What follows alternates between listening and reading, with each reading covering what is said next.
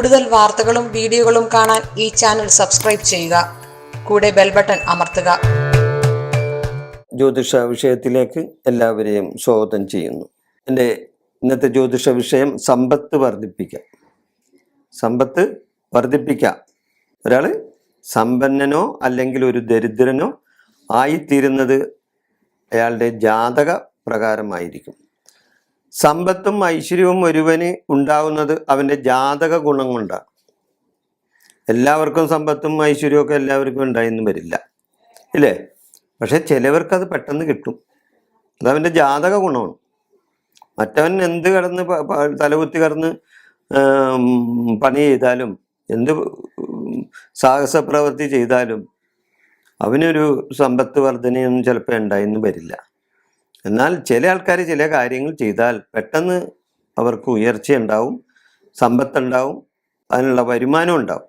അപ്പം അങ്ങനെയുള്ള ഒരു കാലഘട്ടമാണ്. ജാതകപ്രകാരം 2ഉം 11ഉം ഭാവങ്ങളും ചാരവശാലുള്ള ഫലങ്ങളും ഉള്ള ജാതകന് സമ്പത്ത് വർദ്ധിച്ചുകൊണ്ടേ. ജാതകപ്രകാരം 2ഉം 11ഉം ഭാവം കൊണ്ടാണ് ധനത്തെ പറ്റി ചിന്തിക്കുന്നത് ഏറ്റവും കൂടുതൽ. അപ്പൊ ജാതകത്തിലെ 2ഉം 11ഉം ഭാവങ്ങൾ ചിന്തിക്കുകയും ചാരവശാലുള്ള ഫലങ്ങളും ഉള്ള ജാതകന് സമ്പത്ത് വർദ്ധിച്ചുകൊണ്ടേയിരിക്കും. അതില്ലാത്തവർ ഉത്തമനായ ഒരു ജ്യോത്സ്യനെ കണ്ട് ജാതകം പരിശോധിച്ച് അവയ്ക്കടിസ്ഥാനമുള്ള ഗ്രഹപ്രീതികരമായ കർമ്മങ്ങൾ കൂടി ചെയ്താൽ സമ്പത്ത് വർദ്ധിക്കാൻ ഇടവരും. ഏതാണ്ട് 100% ഉറപ്പാണ്.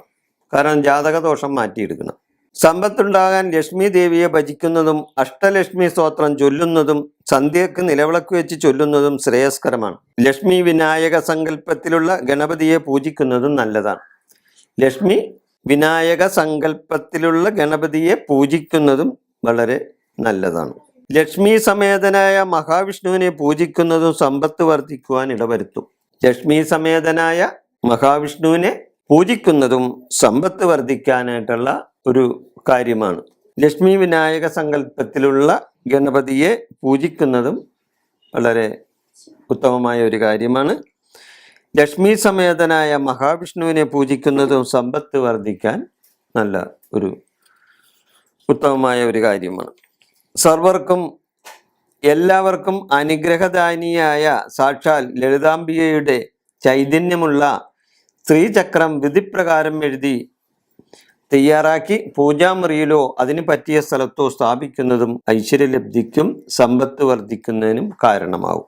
പിന്നെ ഒരുവന്റെ പക്കപ്പിറന്നാൾ ദിനം ശ്രീ സൂക്തം, ലക്ഷ്മി സൂക്തം, ലക്ഷ്മി നാരായണ പൂജ എന്നിവ നടത്തുകയും ചെയ്താൽ ധനവർധന ഉണ്ടാവും. വെള്ളിയാഴ്ച സന്ധ്യാനാമത്തിൽ ലളിത സഹസ്രനാമം ചൊല്ലിയാലും ദുരിതങ്ങൾ മാറി ഐശ്വര്യം വരും.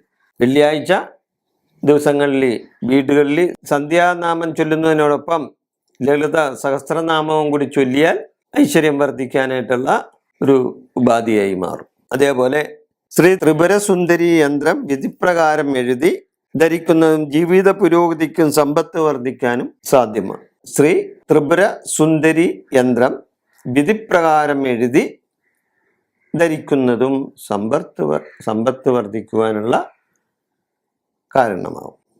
അങ്ങനെ പറഞ്ഞ വഴിപാടുകളും മറ്റ് ക്ഷേത്ര ദർശനവും നടത്തിയാൽ സമ്പത്ത് വർദ്ധിക്കുന്നതിനുള്ള കാരണങ്ങളാവും. നിങ്ങൾക്ക് സർവേശ്വരൻ്റെ കടാക്ഷം കിട്ടട്ടെ എന്ന് പ്രാർത്ഥിച്ചുകൊണ്ട് ഞാൻ ഈ ജ്യോതിഷ വിഷയം അവസാനിപ്പിക്കുകയാണ്.